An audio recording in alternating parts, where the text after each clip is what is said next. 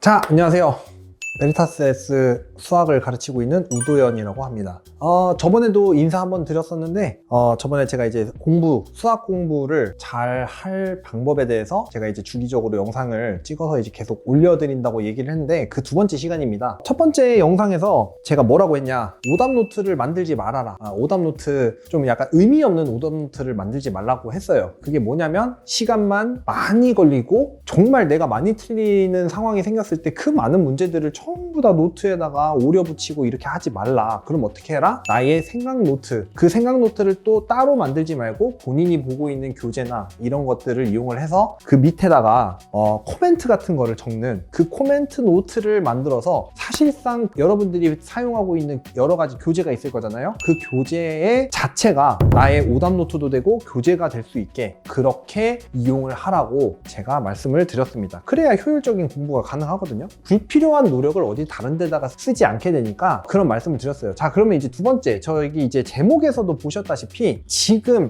4등급에서 머물러 있는 친구들, 그 친구들을 위한 영상입니다. 정말 꼭 보셔야 돼요. 제가 정말 수많은 친구들을 4등급, 5등급에 있던 친구들을 3등급, 진짜 열심히 한 친구들은 2등급까지도 올라가는 거를 굉장히 많이 목격을 했어요. 정말 많이 목격을 했습니다. 그리고 제가 그렇게 만들었고요. 일단 첫 번째 영상에서 보셨다시피 저는 그들에게 오답 노트를 강요하지 않았습니다. 그러니까 아이들은 부담감이 줄어서 자신이 할 수 있는 것들을 할 수 있게 됐어요. 그러면 일단 그 상태를 만들어 놓고 어떻게 3등급, 2등급까지, 특히 솔직히 4등급을 받고 있는데 지금 이제 수능이 얼마 안 남았잖아요. 사실상 얼마 안 남았다고 하는 거는 1년이 안 남았다는 뜻이에요. 어차피 수능은 11월이고 이 1년이 조금 안 되는 요 시간 동안 내가 4등급, 5등급을 받고 있는데 2등급까지 갈 수 있냐? 사실 불가능한 건 아니에요. 가능은 합니다. 여러분들이 얼마나 수학에 공부를 투자하느냐에 따라서 그건 달라지는데, 사실상 3등급을 만약에 받겠다라고 목표를 잡아두신 분이 있다면 3등급은요, 장담할 수 있어요. 100% 가능합니다. 이거는 진짜 100%예요. 대신 여러분들이 요걸 지켜주셔야 돼요. 4등급을 받는 친구들이 꼭 수학 공부를 할 때 3등급으로 가기 위한 첫 번째예요. 여러 가지가 있는데 길게 얘기를 하지 않겠습니다. 자, 첫 번째는 뭐냐? 생각의 구조를 바꾸는 거예요. 보통 4등급을 받는 친구들, 그리고 특히 5등급을 받는 친구들의 특징은 뭐냐? 생각이라는 게 너무 직선적입니다. 그 단원에 대한 내용으로만 그 문제를 보기 때문이죠. 시각을 다양화시켜야 돼요.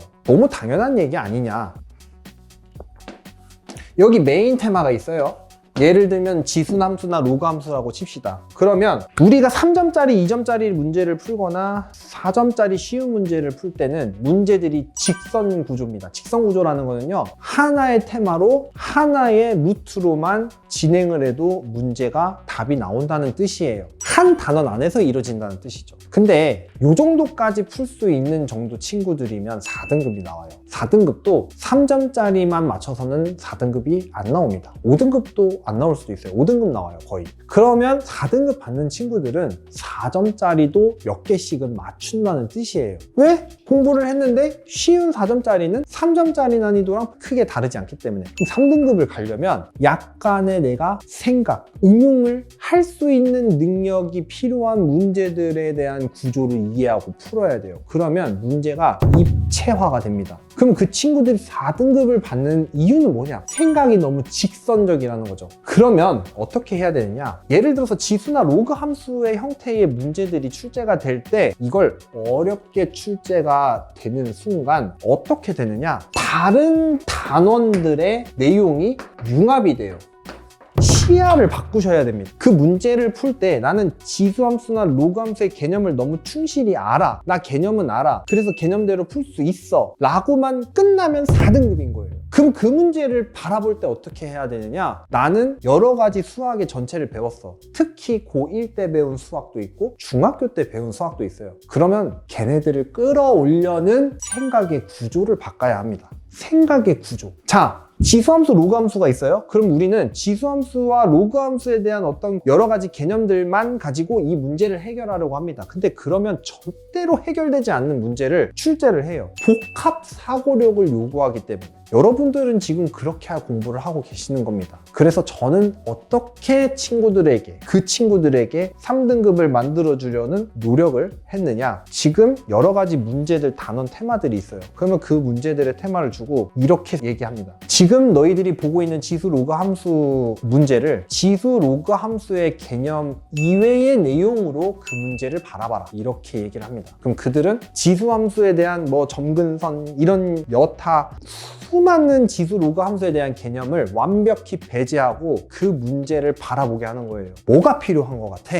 이 테마 말고, 메인 테마 말고 보조 테마는 뭘까? 그걸 생각을 해. 메인 테마를 제외시키고 훈련을 시키는 겁니다. 그래야 보여요. 처음에는 잘 안 되겠죠. 근데 그러지 않으면 여러분들은 계속 4등급을 받게 될 거예요. 왜? 나는 계속 그 메인 테마만 볼 거니까. 정말 많은 것들이 요 안에 포함되어 있는데, 이 많은 것들 중에는 중학교 때 배웠던 도형이라든지 이런 것들에 대한 내용이 포함돼요. 그럼 어떻게 해야겠어요? 그걸 융합하는 훈련을 해야 됩니다. 여러분들이 첫 번째로 공부를 해야 된다. 그럼 당연히 지수랑 로그 함수의 개념, 메인 테마를 공부를 해야겠죠? 그러면 그 어려운 문제를 풀 때는 나는 어떻게 해야 되느냐? 메인 테마는 보여요. 메인 테마가 너무 보여서 문제야. 그것밖에 안 보이거든. 그럼 어떻게 해야 되느냐? 그 메인 테마를 제외시키고 다른 시각으로 보려는 훈련을 하셔야 됩니다. 저는 그렇게 훈련을 시키고 있고요. 메인 테마 이외의 것을 보려고 한다. 얘를 없애는 거예요. 그러면 얘네들이 보이기 시작합니다. 뭐가 보여? 선생님, 비율이 보입니다. 뭐가 보여? 선생님, 삼각형은 이런 특징을 가지고 있습니다. 선생님, 이삼각형이랑 이삼각형은 닮음인데요. 지수랑 로그 함수 문제인데 닮음, 비율, 이런 것들이 보이기 시작하는 거예요. 그럼 그 친구들은 그때부터 깨닫고 그 문제를 그 시각화로 바라보게 됩니다. 한마디로 정리해서 어려운 문제를 바라보게 될 때, 나의 응용력을 바라보고 싶을 때 메인 테마를 제외시키고 바라보라는 뜻이에요. 왜? 메인 테마는 어차피 보입니다.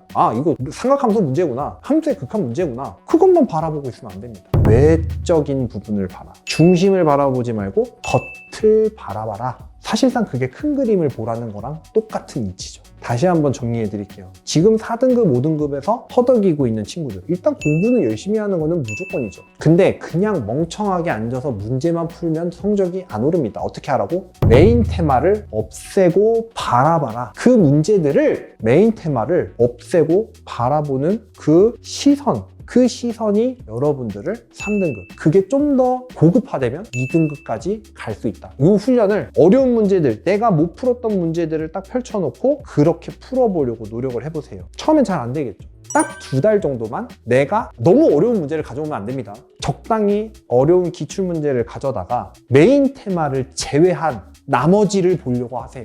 그러면 보일 거예요. 꼭 2달 정도는 해보시길 바랄게요. 안 된다? 저를 찾아오십시오. 그걸 만들어 드리겠습니다. 감사합니다.